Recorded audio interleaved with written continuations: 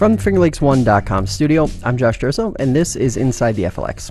Our program today begins with the recent launch of a new community guide published by the Seneca County Chamber of Commerce. It's titled The Gateway Connections Community Guide. Focuses on connecting those visiting the Finger Lakes to local businesses, services, and much more. My guests this hour are Chamber President Jeff Shipley and Membership Development Manager Mackenzie Green. We're going to talk about the community guide, but we'll also dive into a little bit of what's inside of it, what's behind it, and answer some of the common questions or misconceptions about tourism along the way. But before we get to that conversation, a quick message from today's show sponsor, Madej, Miris, and Ricky, the Finger Lakes personal injury attorneys.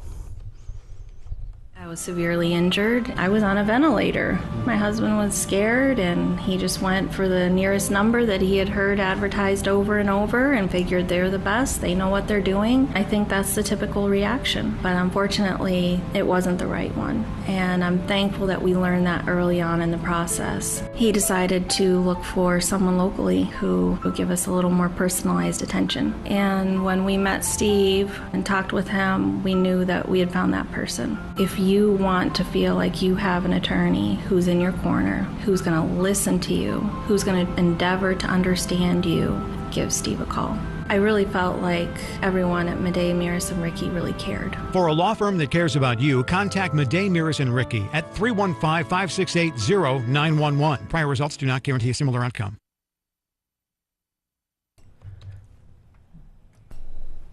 And welcome back to the program. Josh Durso here for FingerLakes1.com. We're on Inside the FLX here discussing tourism and also a new community guide launched by the Seneca County Chamber of Commerce. I've got Jeff Shipley, Mackenzie Green from the Chamber.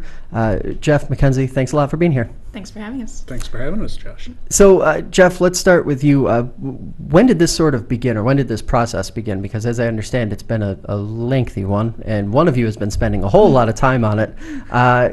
Get into that a little bit, but also when this started. Yeah, so this is a long time in coming, this publication, and actually it's Mackenzie who really spearheaded this from the get-go. But we've been looking at it from some time. I mean, obviously it's a way to promote our membership. We always are looking for innovative ways to do that. But more importantly, it's a way to position our community as an attractive place to live, work, raise a family, do business. So it has been in the making for some time, but more and more, I would say over the last year to 18 months, we've been hearing from businesses that said, do you have anything that we can use when we're looking to recruit new employees to the area, to our business, or developers that would come to us and ask, do you have anything on your area that can really showcase it and market it in an attractive way? So I think that's really where the origination of this publication started from.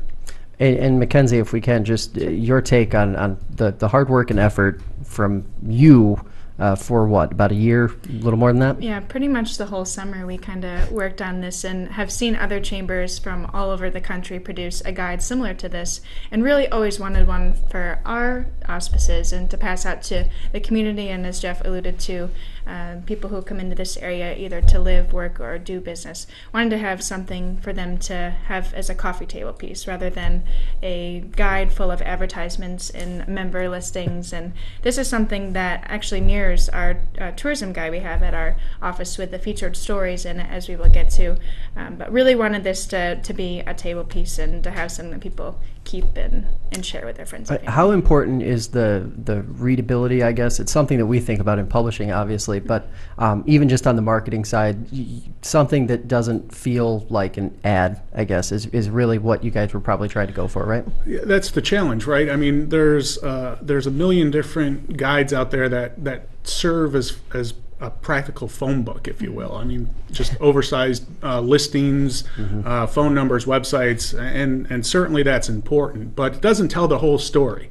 And we have a community here, Josh, as I know you're aware. We have an amazing dynamic community here in the Finger Lakes, and certainly here locally, that everyone has a story. And we saw, Mackenzie had said that about our travel guide, we saw the success that when you give people some insight, some real insider information, if you will, people are very fascinated about it. They're fascinated to read the stories behind some of the successes that we have here as a community. And that's what we really tried to pick up on, was giving those people the credit that, for one, for taking the risk and being a business owner or operator here in the community, community, but also to give them the idea of what's behind our community, what makes up our community. And there's a lot of things that do that, and everyone has a story. So that's what we tried to tell. So, and where did that part of it originate from? Obviously, a lot of folks think of the chamber as, the sort of the tourism side of it, but also it seems like there's been a little bit of focus here on encouraging other businesses to want to do business here too. How much of that is part of the effort as compared to what might have been, 5-10 years ago? It seems like that's been a little bit of a change. I think maybe a little bit. I think at the core, a Chamber of Commerce is always a community advocacy organization. And I think that is what we have maybe fallen back on some of our roots over the last few years. I do think there has been a time where the Seneca County Chamber in specific might have been looked at more as a tourism organization. And we are certainly that. Don't get me wrong. We are certainly happy to provide promotional services for a tourism end of things. But at our core, at our mission, it is to be an advocate, to be a voice of business in our region. And wherever we can help spur, grow economic development, those are the types of activities that are just as important in making those connections to our community as getting the visitors here as a tourist destination. And then, of course, the obvious follow-up to that is, where is the guide presently? Obviously, it's already been printed and published, so where is it now, or where is it landing? Sure. So we are happy to announce that we printed 15,000 copies, which is a lot. 10,000 of those were mailed to local households and businesses, chamber members and non-chamber members. And also here at our office, we have 5,000 copies that we've been kind of keeping in our auspices. And people have been calling and emailing us and messaging us on social media saying, hey, can I get a copy of that? Or, hey, I saw that somewhere. Can I show so-and-so? So it's really spreading far and wide. And a lot of the advertisers that you see in this book also have a stand at their business. So, for example, Wegmans in Geneva has a stash. The banks, the doctor's offices.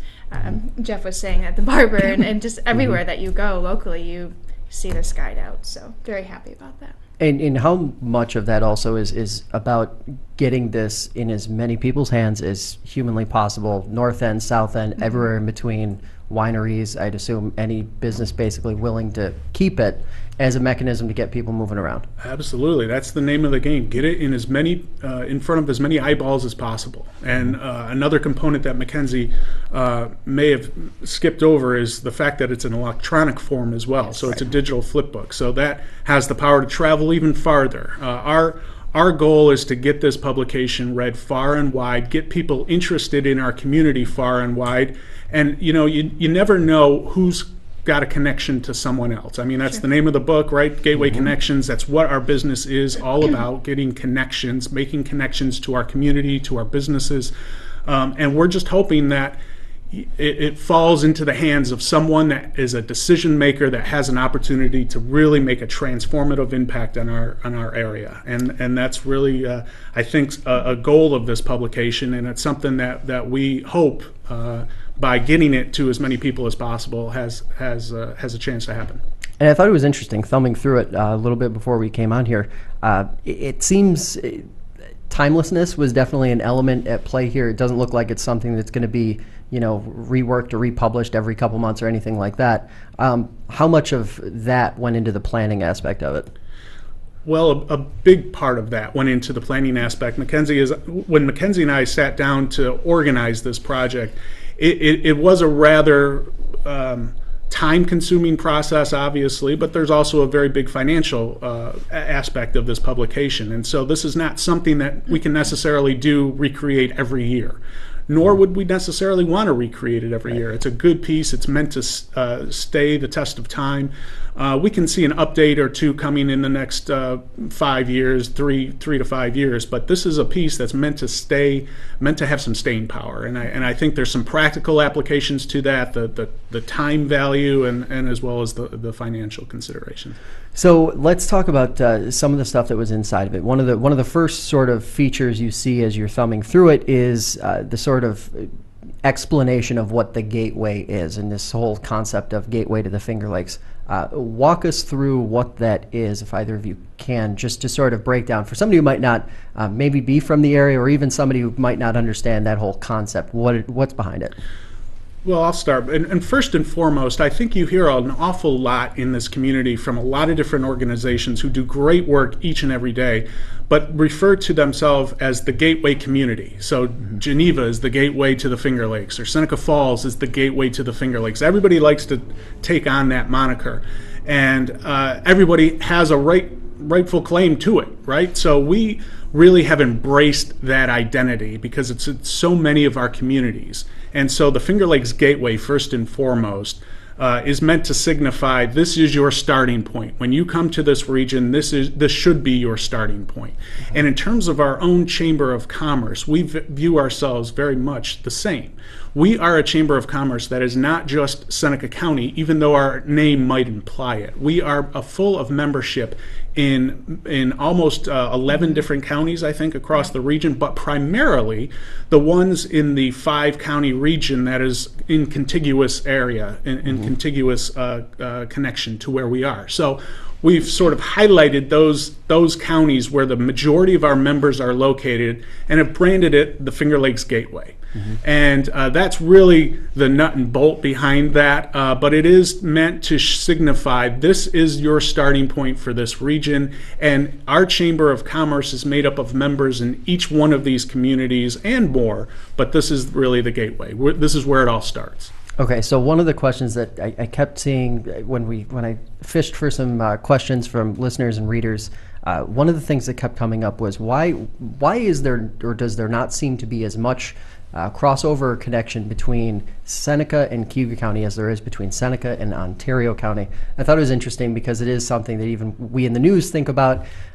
Auburn, Geneva, they're both relatively the same distance away as far as, time in the car, but two different worlds as far as, people think of going to Geneva and it's a simple, car ride, but maybe Auburn is a little more. How did we get there? And on the tourism side, how do you fight against that? Because I'd have to imagine that Cayuga County is as much of a sell as Ontario County, right? It sure is. I think the first thing you have to consider, though, is we win no matter what. We win if something good happens in Auburn. We win here in Seneca County, I'm speaking for, if something good happens in Geneva. So if we can get beyond the mindset of it only has to be within the borders of Seneca County or Cayuga County or Ontario County.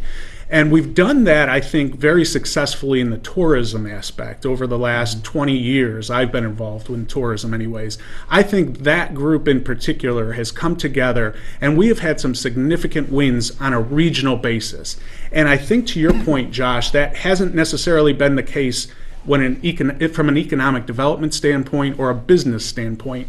And that's something that hopefully with publications like the Gateway Connections Guide, with other efforts that our chamber and other chambers are spearheading, and organizations too, I will say, there is a lot of collaboration that's happening finally in this area, which is great to see, whether it be Locate Finger Lakes with former Senator Nozzolio, whether it be the IDAs or the local development corps or the other chambers of commerce at play. We're starting to understand that has more of an impact as we come together. And I think that over time, I think that will start to gradually change. I don't know why necessarily Cayuga County might have been a little bit of a disconnect between Seneca County or Ontario County, maybe because of the population base of Auburn.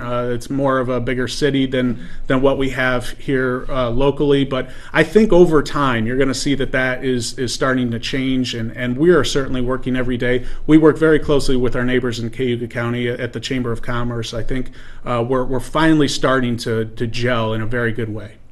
So obviously you have the sort of the quadrant approach that the state takes to economic development, and then you have the county chambers and the IDAs and all these different organizations. You talked a little bit about the working together. There's a lot of that happening. Why doesn't more of that sort of get spotlighted compared to the sort of, well, Ontario County wins this, or Cayuga County wins this, or Seneca County wins that, as opposed to that full collaboration that you're talking about? And you're right. A lot of that is happening on a daily basis, and it should be picked up much more than I think that it is. I think you hit really, Josh, on the point of why that is not necessarily the case. It is because of the way that our state has chosen to set up economic development zones in a way that pits winners against losers, community against community. I think it's unfortunate. I think it's unfortunate that the economic development councils are fractionalizing this region as a whole, and that is a very big danger, and it's a real danger that we saw when these councils were first formed, when these regional councils were first formed. And that's why it takes organizations like ours, initiatives like Gateway Connections Community Guide, to start breaking those barriers down.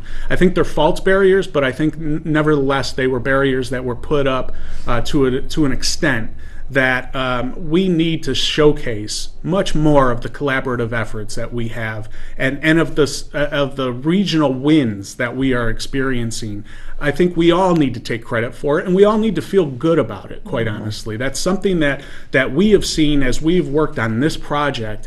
The passion that exists in this area is second to none. I mean, people are proud of where they are from. People are proud of what they are doing. And it all comes back to this feeling of, let's come together. We are much stronger together than we are divided and apart.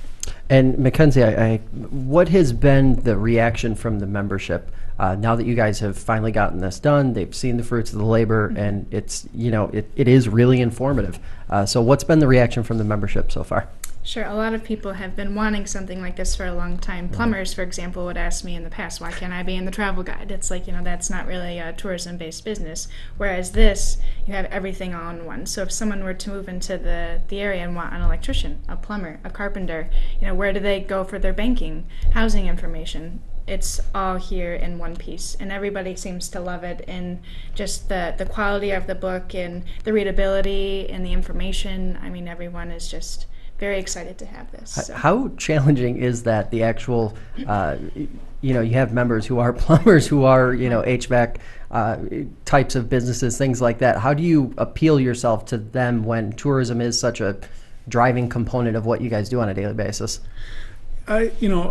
Speaking just in general terms, I think one of the biggest things that we have tried to bring to the table, and really the message that we try to get across to our members, whether you're a plumber, whether you're a janitorial service, you name it, you all have something to offer to our community. It's bigger than the Seneca County Chamber of Commerce. It really is. And that's what we try and stress to each and every member that we work with on a daily basis, and non-members as well, is that you're not just joining the Chamber of Commerce to get a referral for someone to call you up for a plumbing job or an electrical job. You're joining the Chamber to be a part of a big collective network, to be part of growing this community in a way that you want to see it grow, in a way that benefits you in the long term, obviously, but in a way that benefits everyone and your children to come up and to have the same opportunities that you do.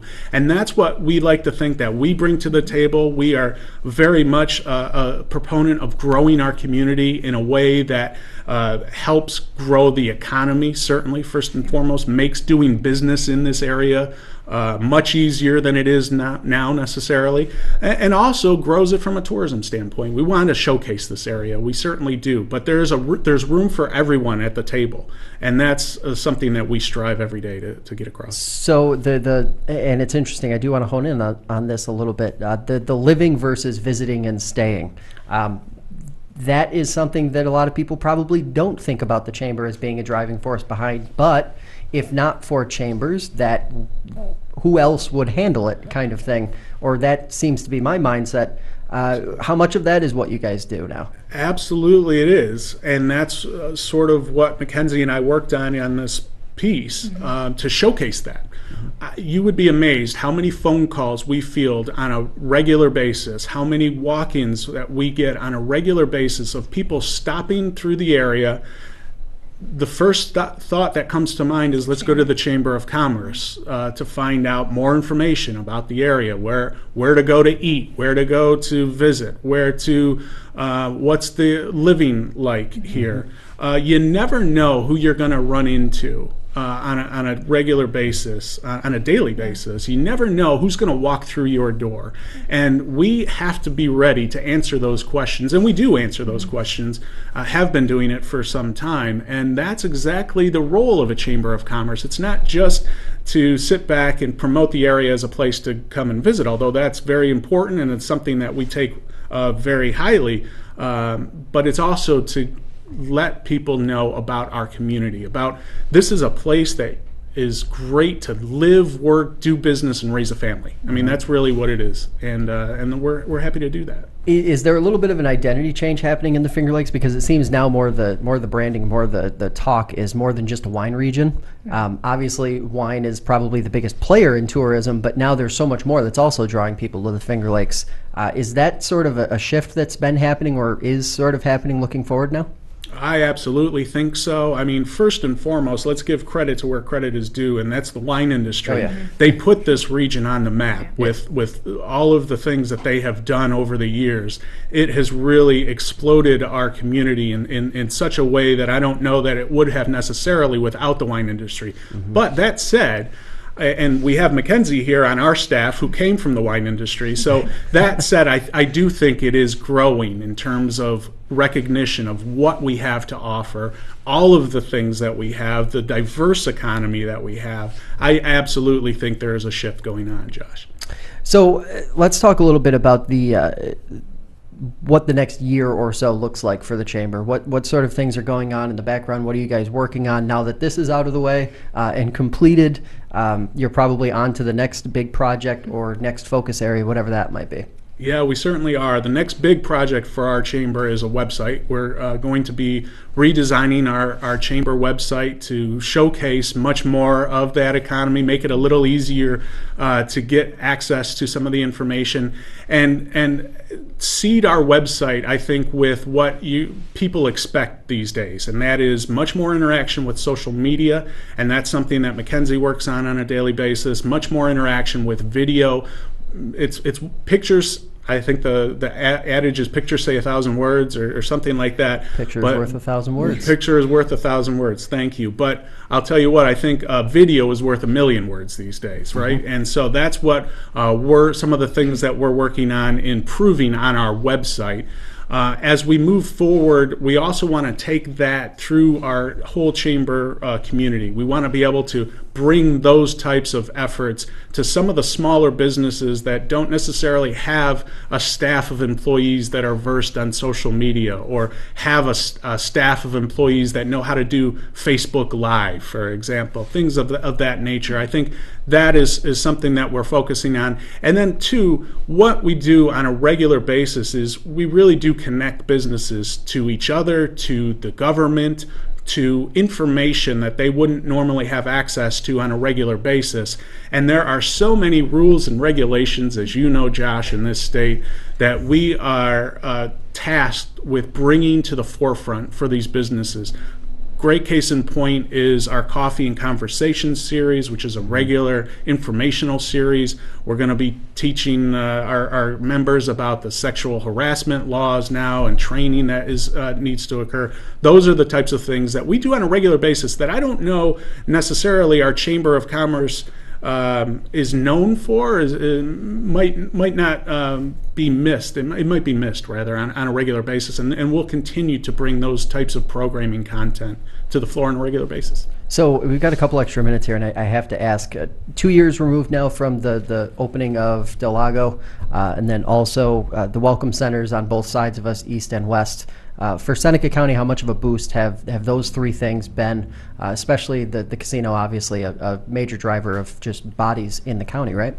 I think certainly the casino, in terms of the sheer traffic that it has brought a lot of attention to our community as well. I think that gets overlooked a little bit in terms of the conversation when that was being cited here in this community. I think it brought an awful lot of attention onto a region or a community that otherwise might have been on the periphery. Mm-hmm. So I definitely think the casino has helped our economy grow, certainly from a sheer number standpoint and a traffic standpoint, and long term, I think it has opened up the opportunities for our community in a way to help it grow. And so we're really thankful. We're really proud of the efforts that Del Lago has brought to the table. We think they have been very good community neighbors, and we see good things on the horizon. As far as the welcome centers, I think those are so new that it's hard to tell just how much of an impact that they have had, but we are absolutely excited to have them. Let's not make any mistake on that.